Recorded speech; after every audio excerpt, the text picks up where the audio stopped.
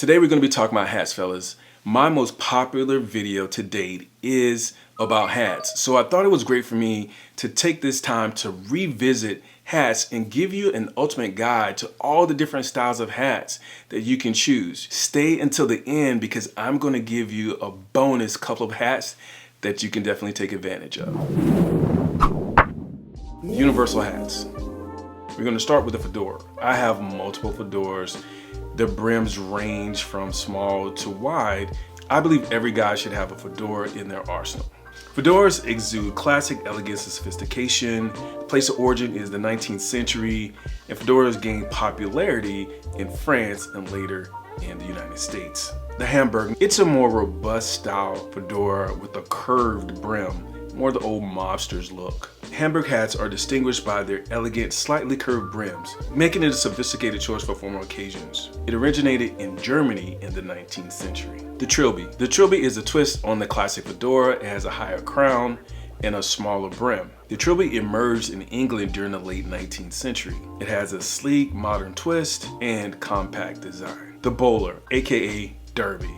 Now, if you like derbies, Winston Churchill and Charlie Chaplin, I would say, are the most popular people that wore the derby. It has a classic and formal look and often chosen for vintage-inspired fashion statements. It originated in Britain in the mid-19th century. Cowboy hats. Now, cowboy hats can be a bit intimidating if you're not used to them. They're also very popular depending upon what part of the world you live in. The cowboy hat evolved in the mid-19th century in the American West. There's multiple styles and shapes.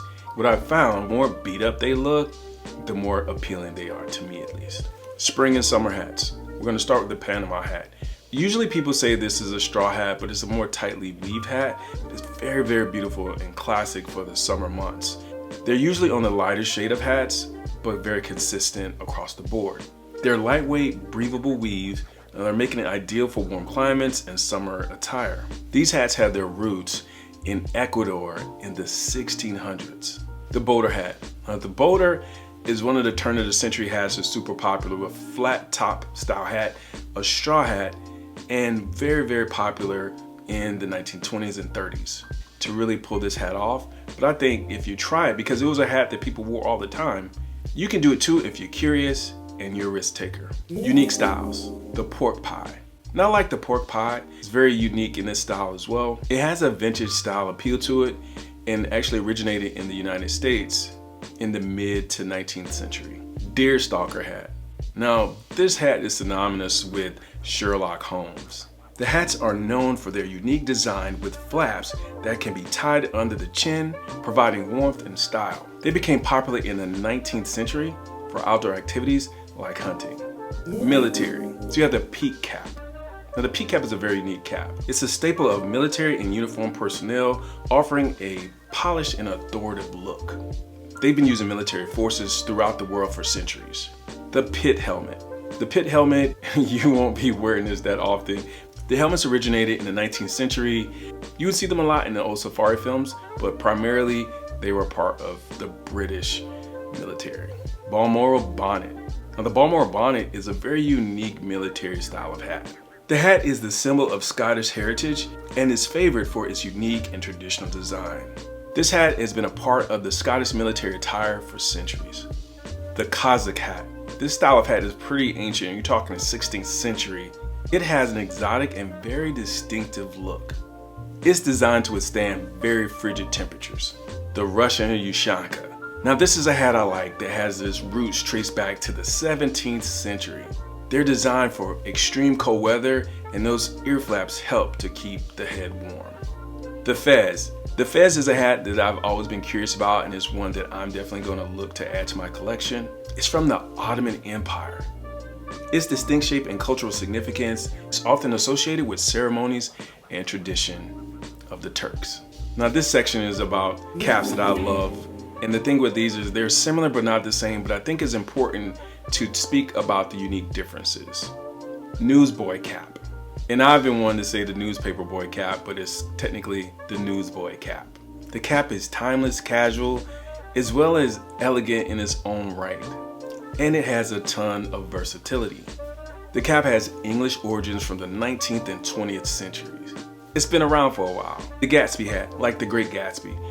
Around the same era, the 1920s and 30s, it just became extremely popular in the 1920s, and that was during the Roaring 20s where everyone talked about the Great Gatsby. The flat cap. The flat cap is a blend between classic and contemporary. The hat has a wide range and appealing style. Now these caps date back to the 14th century with English and Irish origins. The ascot cap. Now the ascot cap is the cousin of the other two, but it has more of a domed shape with it. It provides a blend between vintage and modern style, and often individuals appreciate its retro aesthetic. The caps gained their popularity in England in the 19th century.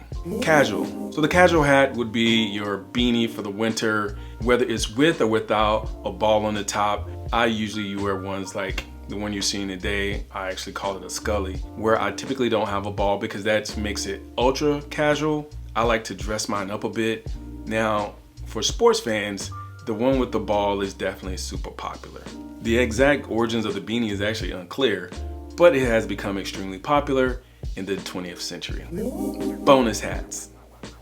The bucket hat. The bucket hat was a popular statement piece in the mid to late 20th century. When I was growing up in the 80s, a bucket hat was definitely one that you had to have. They complement your casual streetwear look, but also it's one of those things where, man, it will definitely take you back if you grew up in the 80s. The Kango. Now the Kango is another hat that was one that I wore growing up. Very popular in the 80s, whether it was LL or Run DMC. It was one of those things where if you were cool, you had a Kango. Today's cheat code. One of the things I like to say about hats though, guys, you have to try them on, at least in my opinion, unless it's a Scully or a beanie. Other than that, it's very important that you take advantage of going into a place and trying a hat on, because you will need to learn and figure out what hat works best with your face.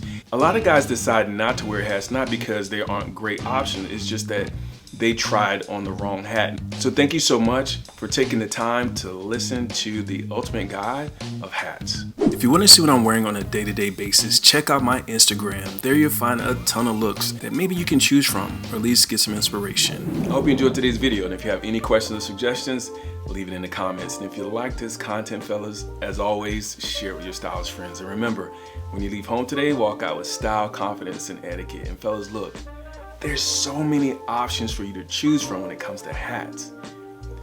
Take a dive, try tons of hats on, and I promise if you give it a chance, you will find one that fits perfectly for you.